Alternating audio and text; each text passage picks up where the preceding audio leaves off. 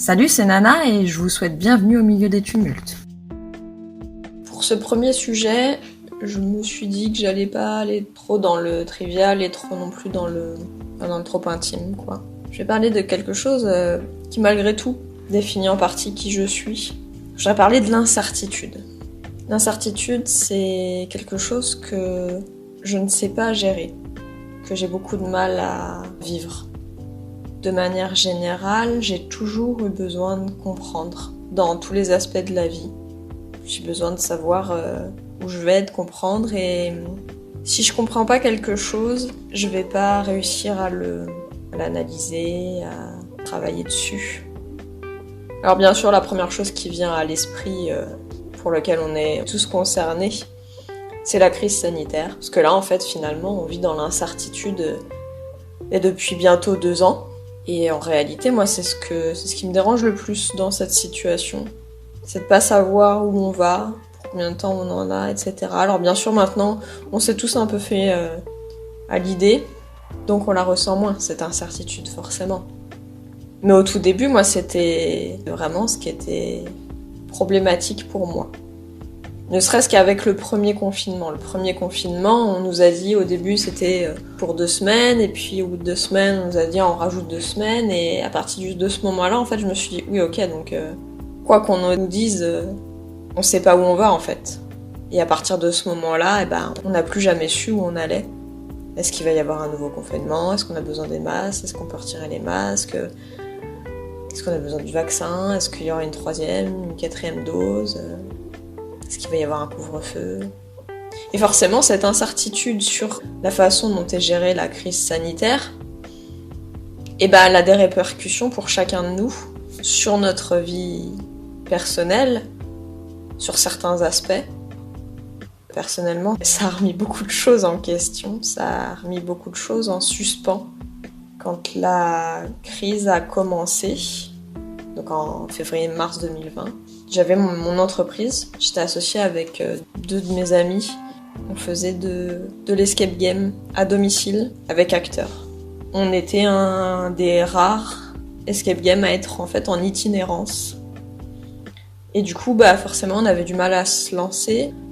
Ça faisait 1 an et demi qu'on était ouvert à ce moment-là. On commençait enfin à savoir où on allait, à faire des projets, à avoir une clientèle fidélisée, à commencer à se dire on va enfin pouvoir décoller, ça y est, c'est maintenant. Et en mars, bam, confinement, donc forcément obligation de fermer l'entreprise. On pensait que c'était temporaire, mais on savait pas pour combien de temps. On pensait que c'était l'histoire de 2 semaines. 2 semaines, ça changeait rien.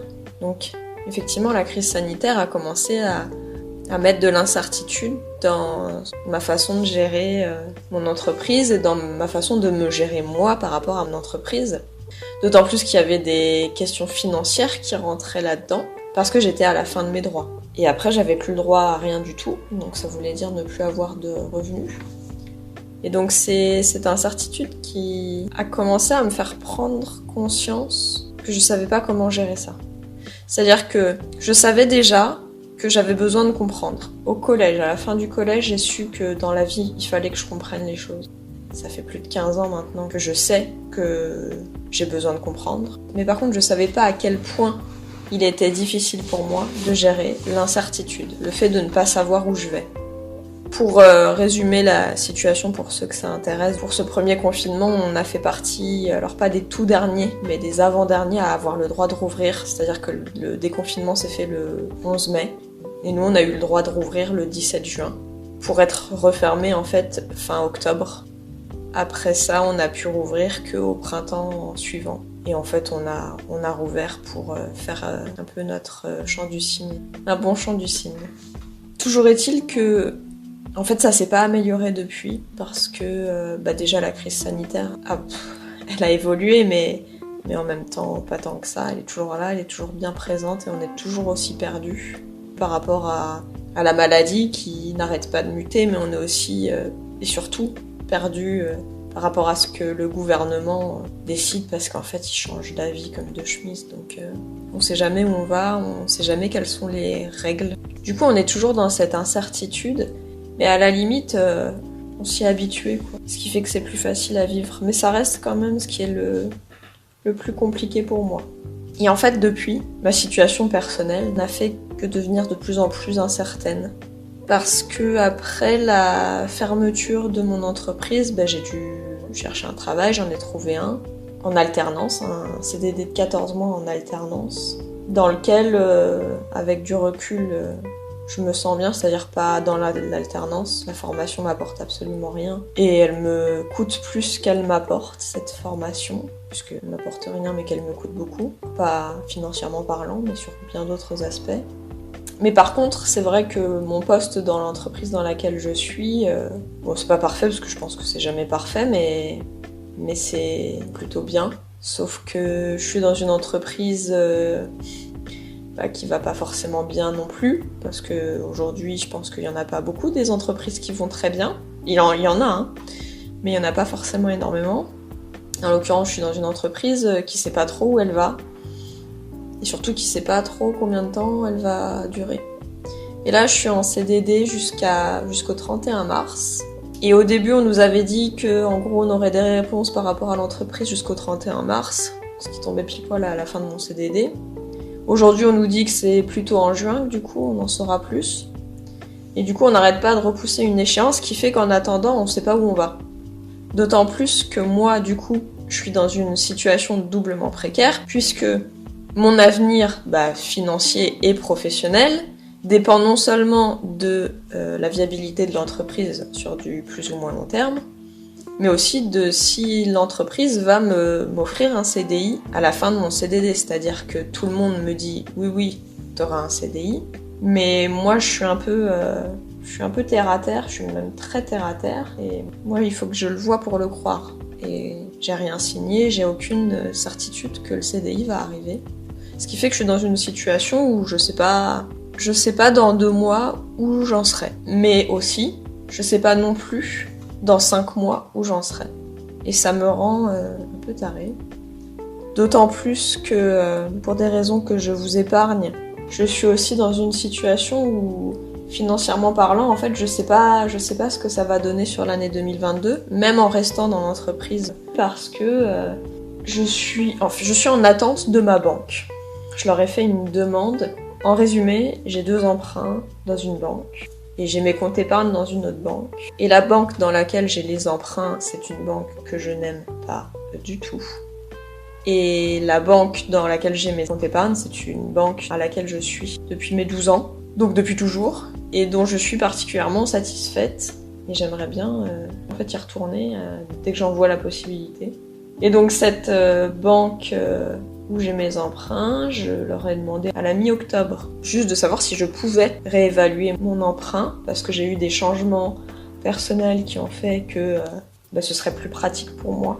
Et en fait, ma conseillère est très gentille, elle est vraiment adorable, mais force est de constater qu'elle est moyennement efficace, puisque on est quand même fin janvier et que j'ai toujours pas ni un oui, ni un non, ni un peut-être. Enfin si, j'ai réussi à avoir un peut-être il y a 2 jours, je crois, parce que moi je l'ai appelé. Parce que j'avais beau essayer d'avoir des nouvelles, essayer de l'appeler, etc. J'avais pas de nouvelles. Et donc on crée une situation où je suis encore plus dans l'incertitude, sachant que c'est quelque chose que je ne sais pas gérer. Et alors, il y avait une autre situation dans laquelle j'étais de façon très désagréable aussi, c'est que j'étais dans une relation où en fait la personne avec qui j'étais me créait une incertitude constante.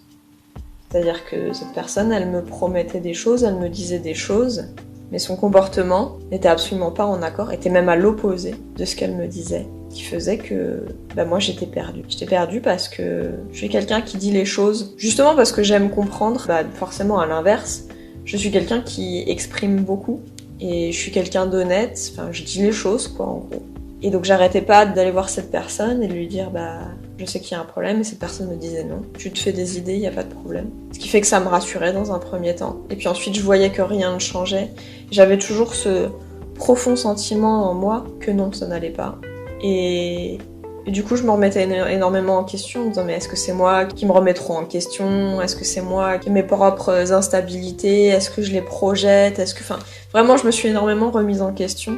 Et puis au final, j'avais raison. J'arrêtais pas de dire à cette personne, mais j'ai l'impression que tu m'aimes plus. Et puis au final, j'avais raison. Et puis ensuite, j'ai dit à cette personne que j'aurais aimé qu'on reste amis. Et puis cette personne me disait oui, moi aussi j'en ai très envie. Je veux absolument pas arrêter de te parler. Je serai là tout le temps, tu me verras tout le temps. Je disais mais t'es sûr qu'on peut rester amis? T'es sûr que t'en es capable? Et cette personne me disait oui. Et puis au final, j'avais raison aussi. Et alors là, c'était une incertitude qui était très difficile à gérer parce que au plus profond de moi, c'était une certitude. Et c'est la personne en face de moi qui en faisait une incertitude. Sauf que de manière générale, j'arrive plutôt bien à cerner les gens, surtout les gens que j'aime. On m'a souvent dit que j'avais une capacité d'analyse qui faisait que j'arrivais à bien ressentir les personnes. Et cette personne-là en particulier, j'ai toujours réussi à comprendre ce qu'elle ressentait avant qu'elle le ressente. Enfin, avant qu'elle en ait conscience. Presque comme si je la connaissais mieux qu'elle se connaissait elle. Alors que ça faisait pas si longtemps que ça qu'on se connaissait. C'est quelqu'un que j'ai rencontré en avril 2021. Ça faisait quelques mois qu'on se connaissait. Et du coup, cette forme d'incertitude-là, je pense que c'est la pire. Je pense que c'est celle qui m'a le plus repoussée dans mes retranchements. Parce qu'elle avait aucune logique. C'est-à-dire que quand je suis dans un sentiment où je ne sais pas où je vais par rapport à mon appartement ou par rapport à mon travail, c'est logique.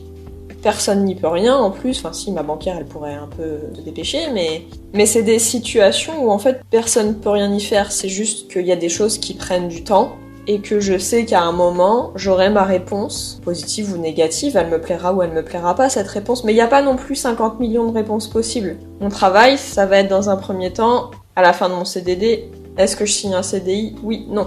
Et puis après, au mois de juin, est-ce que l'entreprise ferme? Oui, non, et sous quelle forme? Sous quelle forme elle reste ouverte ou sous quelle forme elle ferme. Je veux dire, il y a... Alors, effectivement, si sur ce point-là, oui, il peut y avoir plusieurs choses. Là, l'entreprise peut être rachetée, l'entreprise peut être démantelée, elle peut être maintenue, mais sous une... Il y a plein de choses possibles, mais en vrai, ça changera pas grand-chose à ma situation. Ce qui est important dans ma situation, c'est est-ce que l'entreprise va fermer? Si elle ferme, il n'y a pas 36 000 solutions, hein. Indemnité de licenciement et puis point barre, j'ai pas beaucoup d'ancienneté, j'aurais pas grand-chose, voilà. Si elle reste ouverte, sous quelles conditions?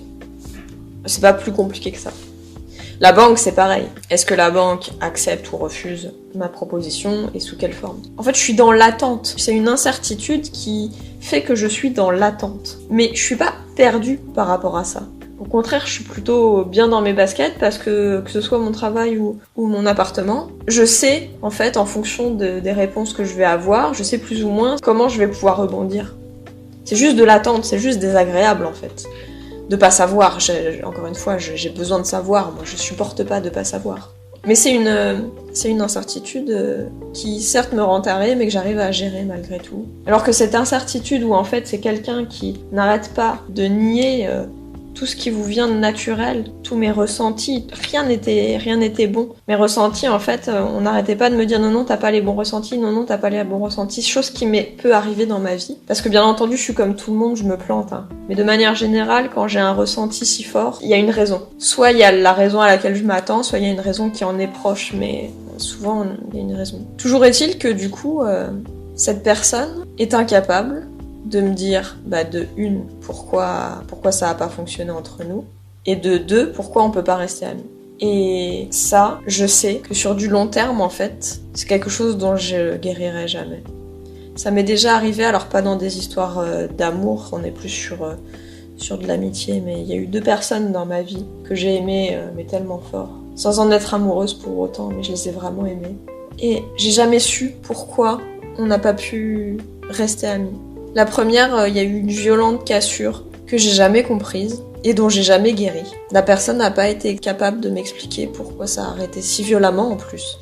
Et clairement, c'est quelqu'un dont j'ai jamais guéri. Et la deuxième personne, ça s'est un peu plus fait avec le temps, mais il y a quand même eu un point de rupture dont je me souviens très bien.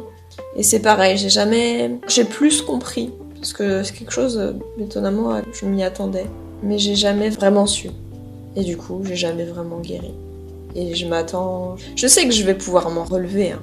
Je vais pas rester déprimée toute ma vie. Quand je dis j'en ai jamais guéri, je pleure pas sur mon oreiller tous les soirs, hein. Mais c'est une blessure qui est toujours à vif. Je sais pas vraiment comment l'expliquer. Ça m'arrive encore d'en pleurer, c'est très très rare, hein, bien sûr, mais ça m'arrive encore d'en pleurer. Et surtout, j'ai beaucoup de tristesse, beaucoup de déception, beaucoup de nostalgie quand j'y repense. J'ai l'impression vraiment d'avoir perdu quelque chose, presque de physique en fait.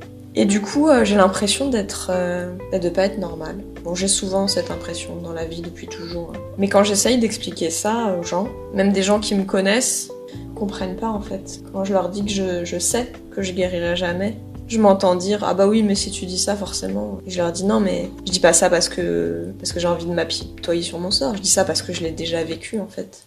Je sais ce qui se passe à l'intérieur, je sais que j'en guérirai jamais. J'ai l'impression que c'est pas normal en fait. Ce besoin de comprendre, cette incapacité de gérer l'incertitude. J'ai l'impression que je suis un peu bizarre de ressentir ça. Du coup, c'est compliqué parce que c'est difficile en fait d'avoir toujours le même retour. Parce que malgré tout, les gens, ils ont beau avoir leur propre expérience, je suis quand même la personne qui me connaît le mieux. D'autant plus que j'ai eu un passif qui fait que je sais très bien m'auto-analyser, je sais très bien me remettre en question et faire le point. Enfin, j'ai pas eu le choix en fait. Ça a été un mécanisme de survie. Je reviendrai dessus.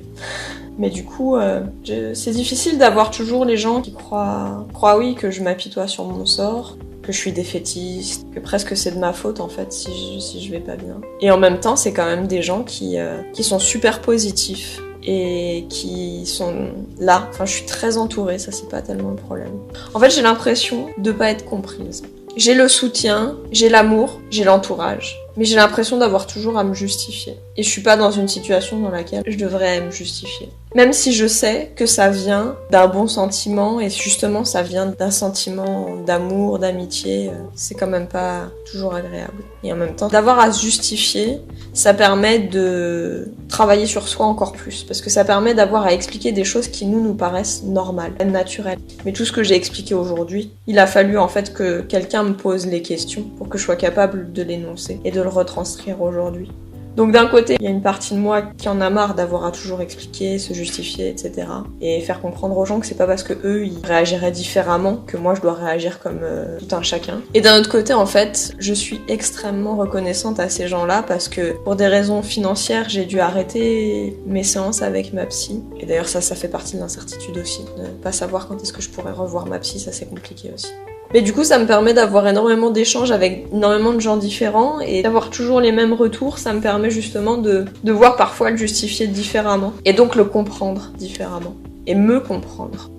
Je crois que je vais m'arrêter là. Je crois que j'ai déjà commencé à me répéter un petit peu, donc on va arrêter. Je voudrais savoir si certains d'entre vous se retrouvent un peu dans ce que j'ai dit. Savoir aussi si certains d'entre vous sont intéressés. Je suis pas allée dans les détails de tout ce que j'ai raconté. Déjà pour pas que l'épisode dure trop longtemps et puis parce que je suis pas sûre que ça intéresse vraiment qui que ce soit. Mais si vous voulez que j'aille plus profondément dans une anecdote par exemple, les personnes dont j'ai parlé ou ma situation par rapport à mon travail ou mon appartement. Dites-le moi. C'est mon premier épisode, donc j'ai pas envie de vous saouler en fait, clairement. C'est pour ça que j'essaye de rester dans le général, même si je suis obligée forcément de parler un petit peu de plus en détail pour pouvoir illustrer mon propos. Mais si ça vous intéresse, n'hésitez pas à me le dire. Et ce sera peut-être un futur épisode, si je vois que certaines personnes sont intéressées. Je vous remercie de votre écoute. J'espère que ça vous a intéressé. Et encore une fois, n'hésitez pas à me dire ce que vous en avez pensé, si vous vous y êtes retrouvés, ou autre chose en fait. Je suis preneuse de tout retour constructif. Et je vous dis à bientôt. Salut!